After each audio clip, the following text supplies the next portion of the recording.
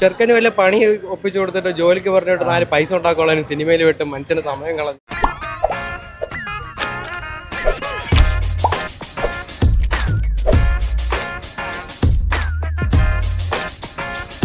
ഇവിടുത്തെ സൂപ്പർ സ്റ്റാർസിന്റെ മക്കളെയൊക്കെ നൂലിൽ കെട്ടി സിനിമയിൽ ഇറക്കുന്ന സമയത്ത് നമ്മുടെ സുരേഷ് ഏട്ടന്റെ രണ്ടാമത്തെ മോനെയും സിനിമയിൽ ഇറക്കാൻ എടുത്തൊരു സൂപ്പർ സ്റ്റാർ മക്കൾ സംരക്ഷണ യജ്ഞം. കുമ്മാട്ടിക്കളി സ്റ്റാറിംഗ് മാധവേട്ടൻ. ഞാൻ ഒരിക്കലും ആഗ്രഹിച്ചതല്ല, എനിക്ക് ആഗ്രഹപ്രകാരമായിരുന്നെങ്കിൽ ഒരു ഫുട്ബോൾ പ്ലെയർ ആയിക്കൊള്ളായിരുന്നു. പിന്നെ എന്തിനാടാ ഇവിടെ ഓരോരുത്തന്മാര് സിനിമയിൽ കയറാൻ വേണ്ടി എന്തൊക്കെയാണ് കാട്ടിക്കൂട്ടുന്നത്? അപ്പോഴാണ് ഇവിടെ ഓരോരുത്തന്മാരുടെ വീട്ടിൽ ചെന്ന് സ്ക്രിപ്റ്റും കൊടുത്ത് സിനിമാക്കാരാക്കുന്നത്. അപ്പൊ പടം തുടങ്ങുമ്പോൾ തന്നെ ഒരു കടലോര ഗ്രാമത്തിലെ അനാഥരായ നായകൻ ഡാനിയൻ ടീംസിനെയും കാണിച്ചുകൊണ്ടാണ്. അപ്പൊ അതേ കടലോര ഗ്രാമത്തിൽ തന്നെ തലങ്ങും വിലങ്ങും തുപ്പി നടക്കുന്ന ഒരു മദർ തെരേസയുണ്ട്, ഇന്ദിരാമ. സോ അവരിങ്ങനെ കടപ്പുറം മൊത്തം തുപ്പി തുപ്പി നടക്കുന്ന സമയത്താണ് ആ അനാഥരായ പിള്ളേർ ഇന്ദിരാമയുടെ വീട്ടിൽ വെച്ചെന്ന് വലിഞ്ഞു വന്ന് അവരുടെ ഫുഡ് എടുത്തടിക്കുന്നത്. നമ്മൾ ഇത് കണ്ടതോടുകൂടി ആകെ വിഷമം വന്ന ഇന്ദിരാമ ആ അനാഥരായ പിള്ളേരെ ഒക്കെ എടുത്ത് വളർത്താൻ തുടങ്ങുകയാണ്. അങ്ങനെ ഇന്ദിരാമയും ആ കുഞ്ഞുങ്ങളും ഒക്കെ ആ കടപ്പുറത്ത് വളർന്നു വലുതായി നമ്മുടെ മാധവേട്ടനും ടീംസും ആവുകയാണ്. സോ ഗൈസ്, അങ്ങനെ നമ്മുടെ മാധവേട്ടനും പിള്ളേരും ആ കടപ്പുറത്ത് ചെറിയ പിള്ളേരോടൊപ്പം ഫുട്ബോൾ കളിച്ച് തോറ്റു തുന്നം പാടിയും കണ്ട പെണ്ണുങ്ങളെ കുറിച്ച് വെടലത്തരം പറഞ്ഞുമൊക്കെ ഇങ്ങനെ നൈസായി പോയിക്കൊണ്ടിരിക്കുകയാവും. ആ സമയത്താണ് നമ്മുടെ നായകൻ ഡാനിക്ക് അവൻ ഫിഷ് ഡെലിവറി നടത്തുന്ന ഒരു വീട്ടിലെ പെണ്ണിനെ കണ്ട് ക്രഷ് അടിക്കുന്നത്.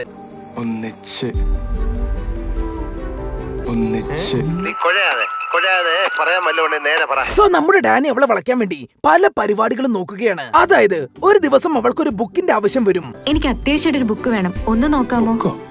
ആ കാര്യം ഇവനോട് പറഞ്ഞതും അവൻ ആ ബുക്ക് വാങ്ങാൻ വേണ്ടി കിലോമീറ്ററുകളോളം യാത്ര ചെയ്ത് അവൾക്ക് ആ ബുക്ക് ഒപ്പിച്ചു കൊടുക്കും. താങ്ക്സ്.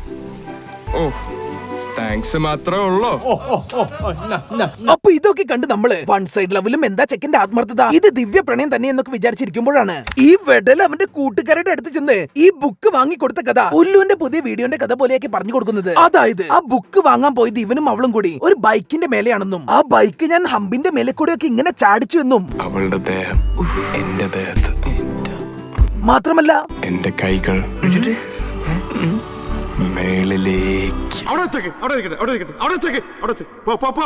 ഇതേപോലെ ഇവനൊരു ദിവസം അവളെ ഒരു ബോട്ടിൽ കയറ്റി കൊണ്ടുപോയി വെള്ളത്തിന്റെ നടുവിൽ വെച്ച് കിസ് അടിച്ചെന്നൊക്കെ പറഞ്ഞ് എന്തൊക്കെയോ ഫാന്റസീസ് വിളിച്ചു പറയും. എന്ത് കാര്യത്തിനാണ് ഒരു സുഖം, ഒരു മനസ്സുഖം. അങ്ങനെ ഇവന്റെ ഈ ഫാന്റസി തള്ളുകളൊക്കെ കഴിഞ്ഞതും ഈ സിനിമ നേരെ ഒരു സേവ് ദ ഡേറ്റ് പോലത്തെ റൊമാൻറ്റിക് സോങ്ങിലേക്ക് പോവുകയാണ്.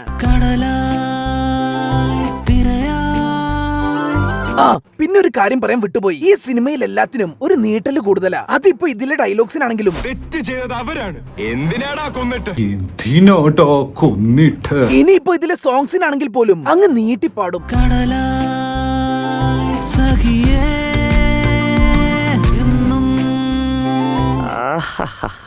എന്തൊരു സംഗീതാത്മകം. ഇങ്ങനെ പോയിക്കൊണ്ടിരിക്കുന്ന സമയത്താണ് നമ്മുടെ മാധവേട്ടന്റെ ക്രഷിന്റെ കല്യാണം ഉറപ്പിക്കാൻ വേണ്ടി നിൽക്കുന്നത്. അതറിഞ്ഞതും മാധവേട്ടന്റെ തള്ളലൊക്കെ കേട്ട് വിശ്വസിച്ച അവന്റെ ഫ്രണ്ട്സ് നീ ഞങ്ങളുടെ ചെക്കനെ പറ്റിച്ച് കടന്നു കളയുമല്ലേടി എന്നും പറഞ്ഞ് അവളെ കിഡ്നാപ്പ് ആക്കുന്നത്. ആ സംഭവത്തോടു കൂടി പോലീസുകാരൊക്കെ വന്ന് ഇവന്മാരെ തൂക്കുകയാണ്. മാത്രമല്ല ഈ ഡാനിയുടെ ആ പെണ്ണിനെ കുറിച്ച് അസഭ്യം പറഞ്ഞുള്ള തള്ളലിന്റെ കാര്യങ്ങൾ ആ നാട്ടുകാർ മൊത്തം അറിയും. എന്നിട്ട് നമ്മുടെ മാധവേട്ടൻ ആകെ നാറിപ്പോകും. എന്തൊക്കെയാണോ പറഞ്ഞു വെച്ചിരിക്കുന്ന നാറി. പക്ഷെ ആ ഇൻസൾട്ടിലൊന്നും നമ്മുടെ ഡാനി തളർന്നില്ല. പകരം ആ ഇൻസൾട്ട് ഒക്കെ ഒരു ഇൻവെസ്റ്റ്മെന്റ് ആക്കി മാറ്റി ആ കടപ്പുറത്ത് ഡാനി ഒരു ഹോട്ടൽ തുടങ്ങുകയാണ്, ഹോട്ടൽ കുമ്മാട്ടി. ആൻഡ് അത്ഭുതം എന്ന് പറയാമല്ലോ, പടയപ്പയിലെ പോലെ കണ്ണടച്ച് തുറക്കുന്ന സമയം കൊണ്ട് ആ ഹോട്ടൽ വൻ ഹിറ്റ് ആവുകയാണ്. മാത്രമല്ല മാരിയറ്റ് ഹോട്ടലിന്റെ ഡീല് വരെ നമ്മുടെ ഡാനിക്കും ടീംസിനും കിട്ടുകയാണ്. മാരിയറ്റ് ഹോട്ടലിലെ ഡീല് കിട്ടിയടാ.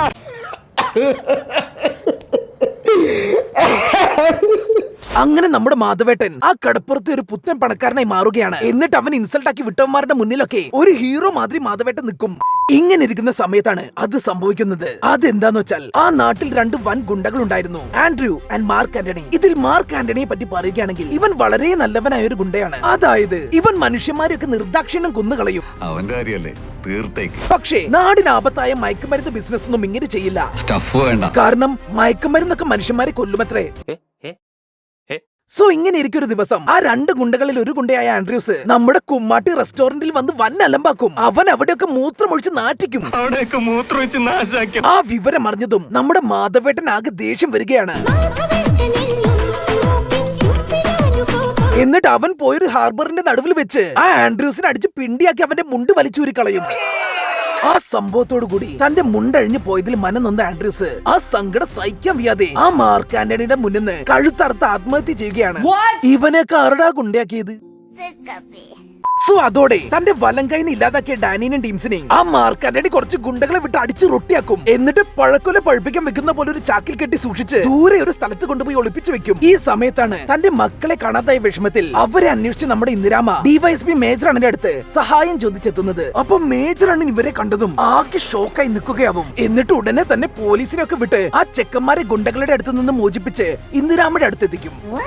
അപ്പൊ ഇതൊക്കെ കണ്ട ആകെ വണ്ടർ അടിച്ച് ഇതെന്താ സംഭവം എന്നൊക്കെ ആലോചിച്ച് നമ്മൾ ഇരിക്കുമ്പോഴാണ് ഒരു വൺ ട്വിസ്റ്റ് വരുന്നത്. അതെന്താന്ന് വെച്ചാൽ നമ്മളൊക്കെ വിചാരിക്കുന്ന പോലെ ഇന്ദിരാമ കടപ്പുറം തുപ്പി നാറ്റിക്കുന്ന ഒരു സാധാ പെണ്ണുപിള്ളയല്ല.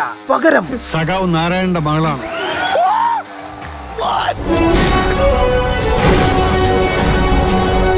യെസ് ഗൈസ്, മലയോര ഗ്രാമത്തിലെ കർഷകരെ മൊത്തമായി രക്ഷിച്ച ഒരു വൻ വിപ്ലവകാരി. സോ ഗൈസ്, അങ്ങനെ ആ ഗുണ്ടകളുടെ അടുത്തുനിന്നൊക്കെ തിരിച്ചെത്തിയ ഡാനിയും ടീംസും തന്റെ ഹോട്ടൽ അടിച്ച് പൊളിച്ചതിനും ഗുണ്ടകളെ വിട്ട് തല്ലിച്ചതിനുമൊക്കെ ഒന്ന് പ്രതികരിക്കാൻ വേണ്ടി തീരുമാനിക്കുകയാണ്. നമുക്കൊന്ന് പ്രതികരിക്കാൻ പോലും പറ്റില്ല. ഇതുപോലത്തെ ഒരു കോമഡി പീസ്. അങ്ങനെ ലാസ്റ്റ് ഡാനിയും ടീംസും പ്രതികരിക്കാൻ വേണ്ടി ക്ലൈമാക്സ് നടക്കുന്ന സ്ഥലത്തേക്ക് പോവുകയാണ്. എന്നിട്ട് അവിടുന്ന് അതിഭീകരനായ ഗുണ്ട മാർക്ക് ആന്റണിയുടെ തലയ്ക്ക് ഒരു തെർമാക്കോളിന്റെ പെട്ടി കൊണ്ട് അടിച്ച് ബോധം കെടുത്തുകയാണ്.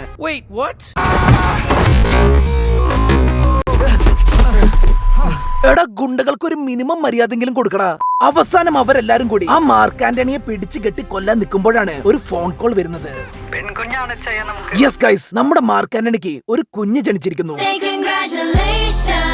അത് കേട്ടതോടുകൂടി മാധവേട്ടന്റെ മനം മാറുകയാണ്. എന്നിട്ട് ആ തിയേറ്ററുകളെ പുളകം കൊള്ളിച്ച ഡയലോഗും അടിച്ച് മാധവേട്ടൻ ആ ഗുണ്ടയെ വെറുതെ വിടുകയാണ്.